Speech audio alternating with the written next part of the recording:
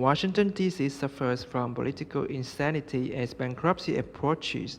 The U.S. body politic has degenerated to gibberish and empty threats as bankruptcy and collapse are now a mathematical certainty.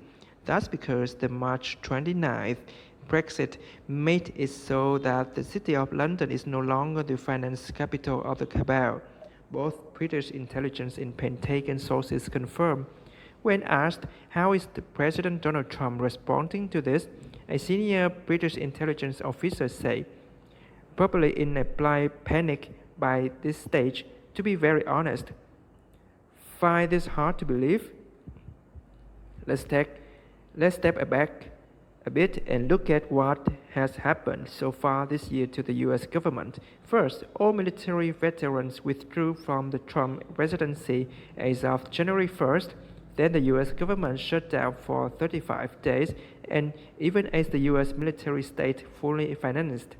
When the US government reopened, Trump has filled his cabinet with raging Zionist neocons. They managed to keep operations going by stealing the American people's tax refunds and hiking US gas prices. While this gave the debt-addicted Washington, D.C. another sugar high, it has begun to kill the U.S. economic recovery. Trump, meanwhile, has been talking like a bankrupt junkie, trying to convince everybody that great events were happening by saying things like Saudi Arabia will buy $450 billion worth of weapons, etc., or China will buy more than $1 trillion worth of goods from the U.S. The reality is that Saudi Arabia has only agreed to buy $14.5 billion worth of U.S. exports. Also, even if China agreed to buy $1 trillion worth of overpriced U.S. goods, the fact is that the U.S. economy does not have the capacity to create these goods. In any case, China is seriously thinking of declaring Washington, D.C. bankrupt, according to Asian Secret Society sources. The Trump administration is now trying to keep itself afloat by forcing countries to buy its expensive shale oil and gas.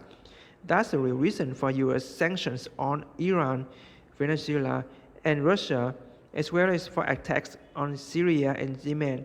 But this trade strategy is failing because the main oil importers, Europe, China, Japan, and India, have no interest in expensive U.S. oil and gas. And these countries are not going along with U.S. sanctions. For a good analysis of this situation, I recommend the article below by Theory Mason, the person who first scooped the September 11th truth. Pentagon sources note that the arrest in Spain of former Venezuelan military intelligence chief, Army General Hugo Cavachel, has made the military even more loyal to Venezuelan President Nicolas Maduro, as the neocon coup failed royally. This means the world's largest oil reserves remain outside of the cabal's petrodollar system. Arch-cabalist Henry Kissinger has been trying to desperately and futilely to save the DC establishment and his petrodollar system by cashing bonds worth quadrillions of dollars. According to Japanese imperial family sources, these bonds will never be crushed. The sources say instead something called the quantum financial system is being implemented. Multiple sources agree.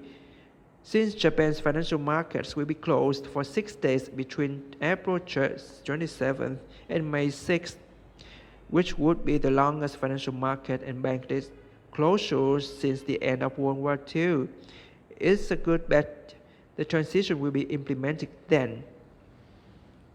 The person who created the QFS says it had its origin in a War College power transition theory that was used in the liberation of Great Britain with pinpoint accuracy. CIA sources, for their part, say Brexit It's not about Europe or the UK alone. It is a huge satanic game with some senior members of parliament being threatened if they leave the Club of Rome. Things are trying to shift, but the old guard will literally eat them alive should they try to escape. Now, according to an MI6 source, the world's armed forces and their intelligence arms are using this power transition model to create a global alliance of sovereign nation-states to replace the collapsing New World Order. The alliance of sovereign nation-states would also back the creation of a global force such as the World Future Planning Agency, says this source, who is a senior member of the traditional 13 ruling bloodlines. This source was one of the key planners behind the military counterintelligence operation that was central to the recent liberation of Great Britain. The operation to liberate the UK was triggered by whistle-blowing by this person when he worked on sovereign debt markets at the Italian and Vatican desk at Barclays Bank. This whistle-blowing led to the Libor rate rigging scandal. Here is his summary of the importance of this scandal. The manipulation of the rates using a chat forum on Bloomberg became the largest ever complex financial fraud in history and has, in the endgame, bankrupted the entire industry and totally altered the trajectory of geopolitics, both overt and covert. Now he says the BIS, the IMF, and the World Bank will be removed entirely because they have fundamentally failed humanity and have committed very serious crimes against it also. Of course, the Khazarian mafia is not going to give up its control of these institutions and corrupt political systems without a fight. Last week, they lightly stole an election in Israel to keep Satan-worshipping mass murderer Benjamin Netanyahu in power. Then, to distract public attention away from this electoral fraud, they staged a series of fake news events. In Israel, they staged a fake moon landing. The photo below was sent by a Jewish CIA source with the following comment. Attached is a fake photo of the fake Israeli moon shot. Note the perfect shot with the star of Satan clearly seen. They also put out a fake first image of a black hole that was widely derided as soon as it was put out. This did not prevent Khazarian slave writers in publications like The Guardian or the New York Times to take this photo release as a cue to describe Brexit as a black hole. Then, of course, they staged the so-called arrest of WikiLeaks founder Julian Assange. We will not write much about this since this farce has been widely exposed elsewhere. However, we note that all the video and still images of the event came from a single source, Russia Today, which is a telltale sign of a computer graphic fake. We also note that Julian Assange did not appear once on his balcony at the Ecuadorian embassy in London after he was visited in 2016 by Pamela Anderson. October 23, 2016, WikiLeaks director Gary McFadden dead. April 16, 2016, WikiLeaks lawyer John Jones dead, jumped in front of train, suicide. May 11, 2016, WikiLeaks chief counsel Michael Ratner dead. October 16, 2016, Pamela Anderson brings Assange lunch, claims he was not feeling well after eating it. And October 17, Assange had his internet cut. They also faked a WikiLeaks data dump that had no really important disclosures in it. You can be sure they did not mention September 11 truth or Fukushima or other such crimes against humanity. Fukushima was a terrorist attack and a very serious international incident which has gone grossly underreported in the world's press, the MI6 source said. He added, extremely serious matter would be a major subject of upcoming war crimes tribunals.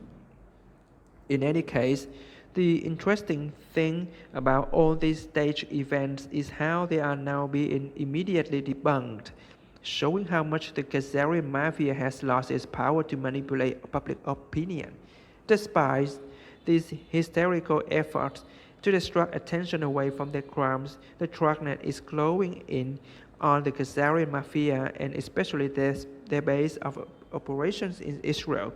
On this front, Pentagon sources noted that Trump tweeted, "We will never forget," with what Nancy Pelosi called painful images of September 11 in reply to Congresswoman Ian Omar saying some people did something on September 11th.